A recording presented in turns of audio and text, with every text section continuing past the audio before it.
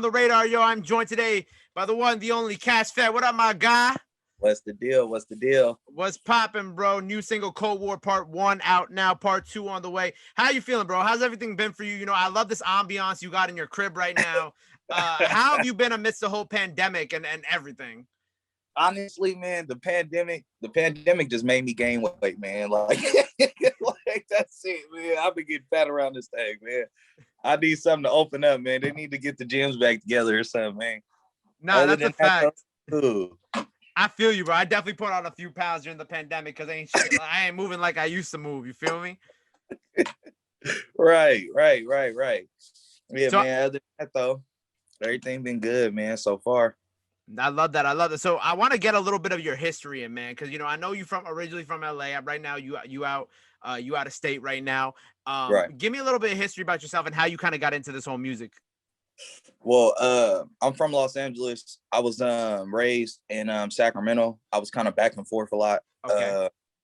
The music came about, I'll say about 15. I started doing music a little bit, but the craft wasn't that serious, So like I would play around with it. A lot of people used to always tell me like, go ahead and go full with it. But I just had to get myself in order to be able to go full with it. So it took a while. I dropped the Mafia intro first. That was like the first thing I ever put out. I put that out. I got a lot of good views from it. So then I did another single with a couple Stockton artists, MB Nail, Slowby, ABK Young Jock, and that was Blue Strips, right? Yep. Blue Strips. That kind of just took off a little bit, and then it was a delay on the music because I started going through like a custody battle for my daughter, so I kind of had to push the music a little bit back. So after I pushed the music a little bit back, once I got out of that, thank you, Jesus, I got full custody, everything went well. I started back with the music. So now I'm 100% consistent to the music. So I just been trying to make sure that I'm doing the right steps. And I just had to make sure my backing was right with everything. Because some that most artists do not know is sometimes it take money to make money. You feel me?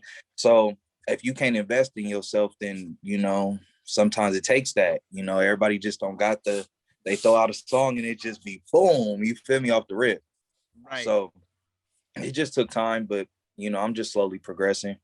Right. So I have to ask, when did you just start like taking its music seriously? Because obviously, about a year ago you put out the Mafia intro, and you have these 2 singles out now. Was there music before that? You know what I'm saying? Did you have music out before that, and then like this is a rebrand for yourself, or is this like you starting to take music seriously as a whole? Nah, so when I dropped Mafia intro, that's when I first started taking music serious. So it was me and my cousin, and I had a whole studio. Like I went and bought all the studio stuff, but didn't know how to mix. So like I didn't know how to mix, I didn't know how to record, like none of that. So he kind of knew a little bit. So it took for me to start getting my money together. So once I kind of got my money together, he was just like, hey bro, like you might as well just go in with it. Like, why not? I would like record different stuff and then just play it for different people and stuff like that, and just get different opinions of what I should fix before I go all in. So like Mafia intro was when I first started taking the music to a different type of speed, Right.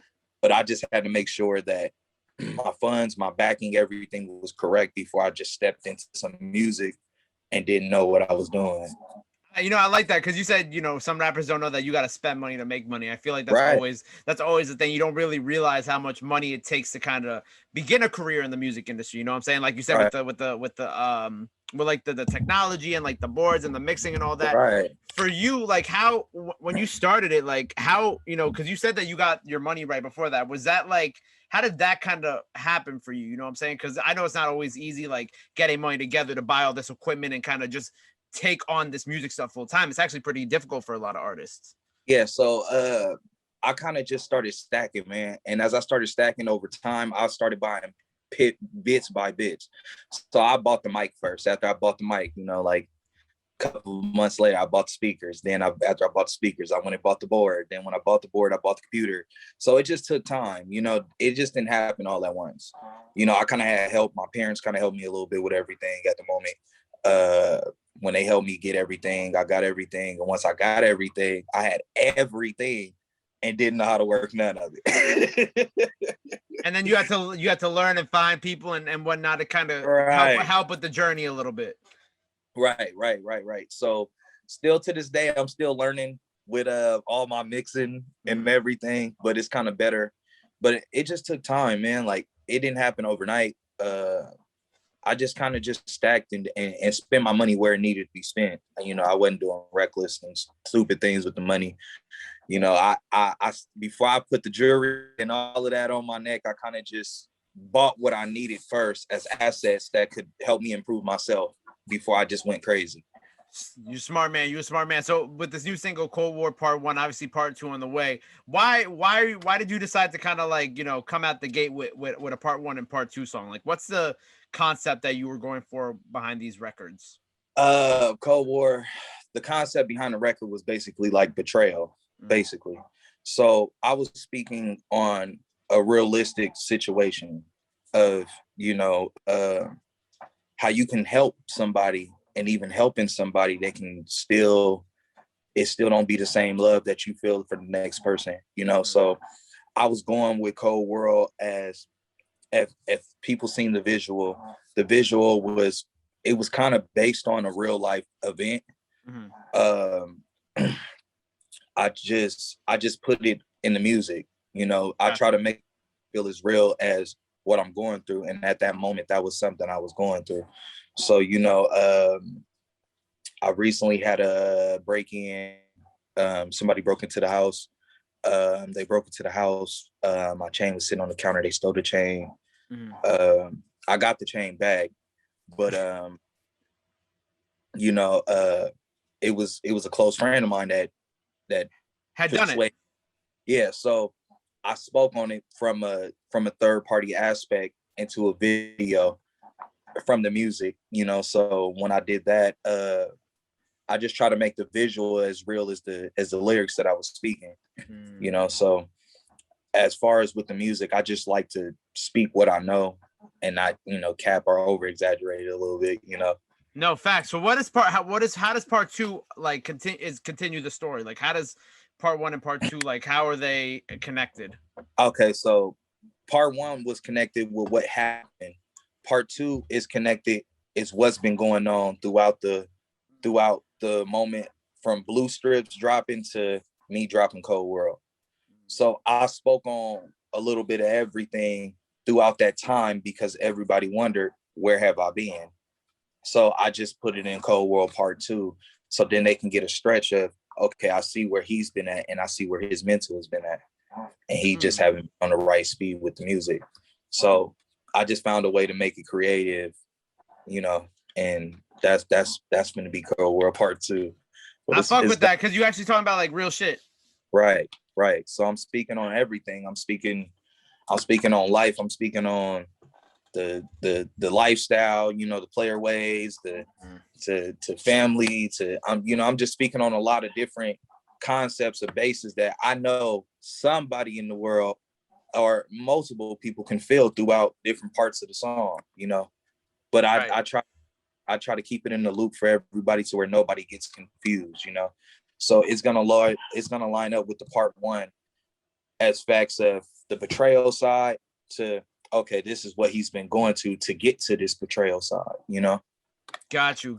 And I had to ask because, you know, we were talking about your daughter a little bit before. How did like having your daughter kind of change your life?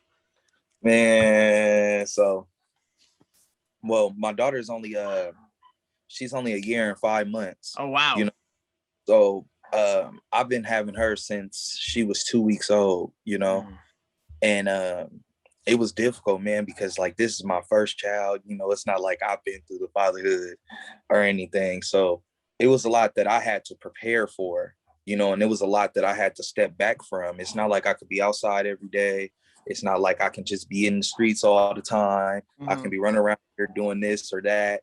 or just taking chances, because at the same time, I still have to come home to somebody. I still have to raise a child, and I still have to be there for it, you know? So it kind of changed me in a way of thinking more, you know?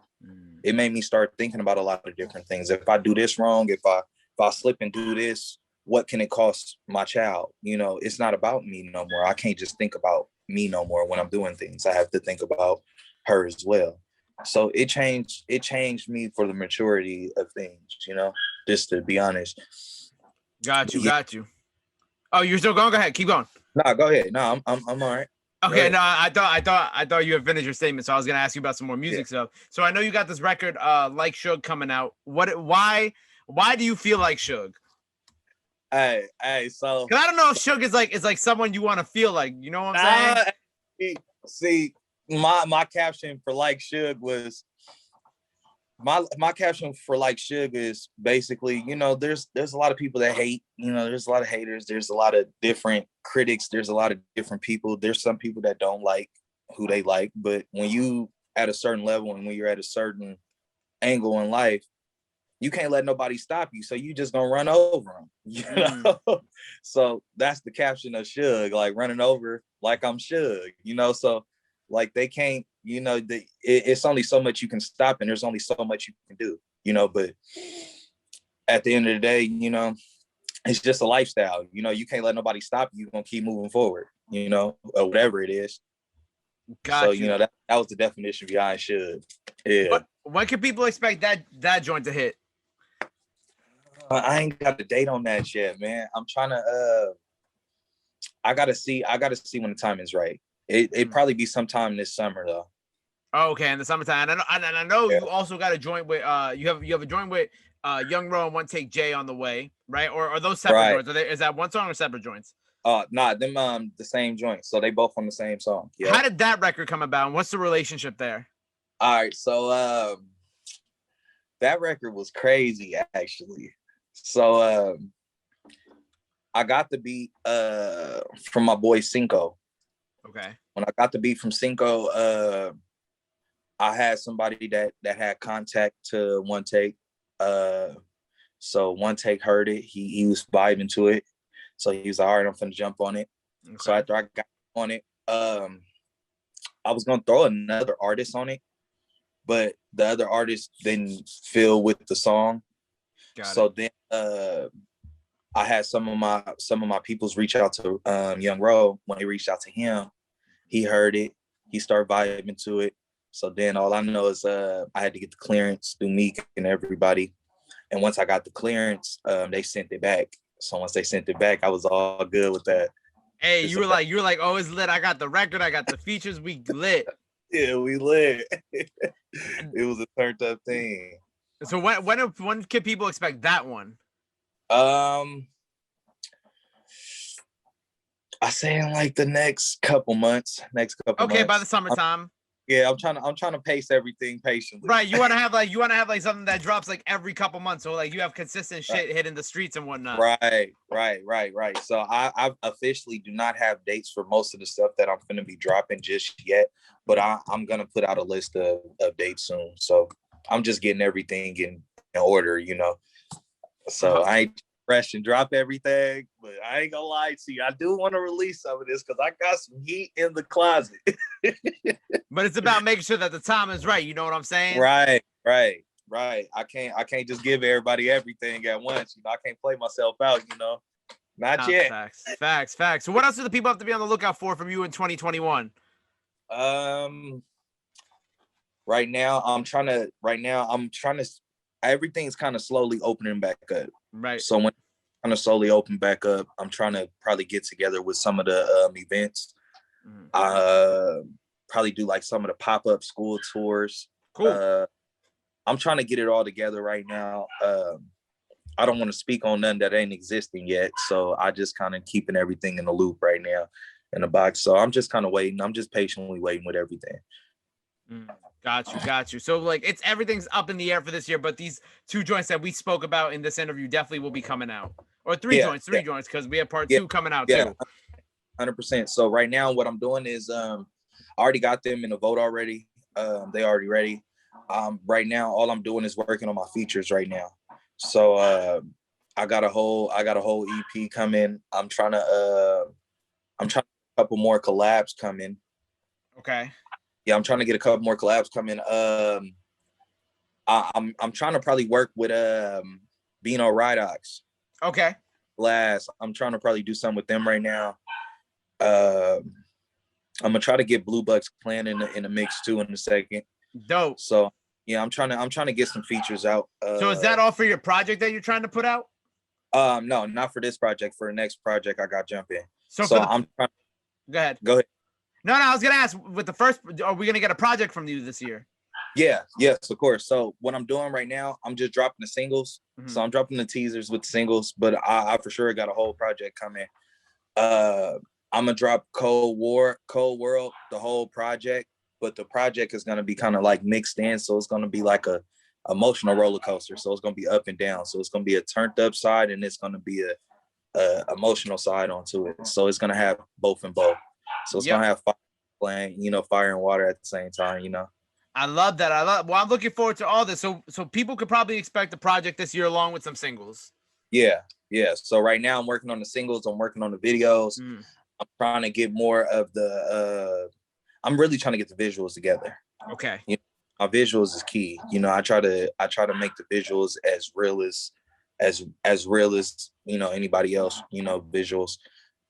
So I just been mainly focusing on visuals right now. Gotcha. So. The project is going to be in the mix though, so it's just going to take time, honestly. Well, this is all very, very exciting, and I'm looking forward to everything else you got coming out this year. I'm looking forward to the project, the singles, all of that. Anything else that the people got to be on the lookout for from you this year that before I let you go?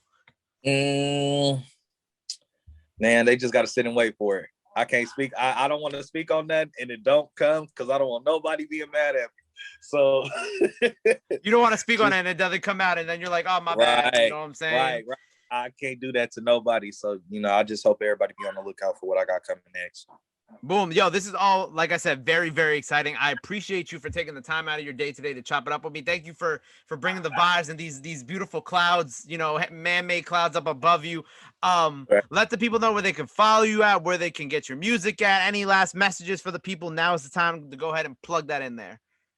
All right, you can go to iTunes, you can go to Spotify, you can go to Tidal, CashFedd. I will pop up all over. I got 2 singles out right now. I got the Blue Strips and I got the Cold World Part 1. Instagram, CashFedd. I also have a backup page, CashFedd Mafia. So just, tap in with me and, I'm gonna make sure that everybody gets something new for sure. Boom, there it is. Yo, make sure y'all go run up the streams on his 2 singles out now. Cold War Part 1, Blue Strips. Of course, the Mafia intro. Got to throw that in there because I know that's on YouTube. Make sure y'all go follow him. And until next time, it's CashFedd on the radar, baby. Thank you, man.